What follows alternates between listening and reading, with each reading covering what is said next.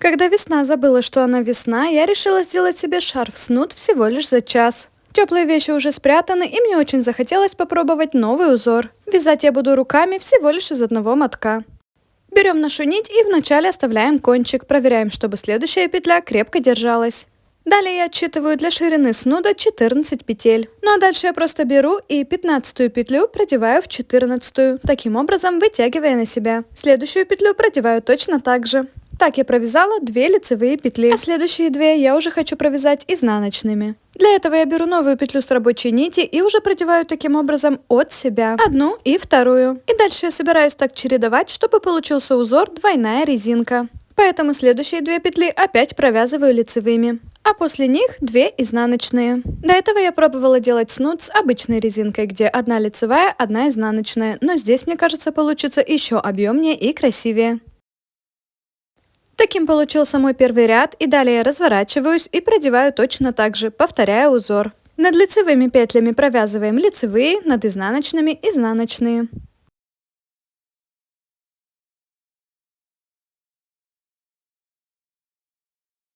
Тут уже начинает вырисовываться рисунок и проще ориентироваться.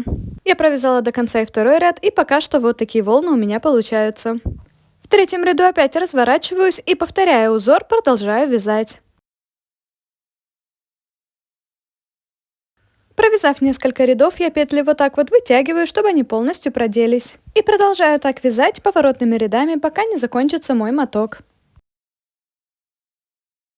И мне уже очень нравится, что получается. Рисунок очень красивый и объемный. Думаю, если взять больше мотков, можно связать такой полноценный шарф. А еще этот узор двухсторонний. Лицевая и изнаночная сторона смотрятся почти одинаково. На лицевой стороне у нас 4 вот такие объемные полосочки, а на изнаночной 3 полосочки и вот такие немножко закрученные края. Ну а для того, чтобы собрать шарф-снуд, мы оставляем его на лицевой стороне и таким образом загибаем. И далее нам нужно оставшиеся открытые петли последнего ряда продеть в середину петли первого ряда. Тут уже все петли продеваем одинаково, таким образом вытягивая на себя. И получится так, что они все останутся на изнаночной части. Главное проверять, чтобы какая-то петля где-то не затерялась, не пропустить ее. И так у нас лицевые и изнаночные полосочки соединяются. Я соединила так все петли до конца ряда. Еще раз их вытягиваю, чтобы они полностью проделись. Считаю, чтобы были все 14. И начиная от края, где нет кончика, закрываю их. Таким образом продеваю одну петлю в другую, чтобы получалась косичка.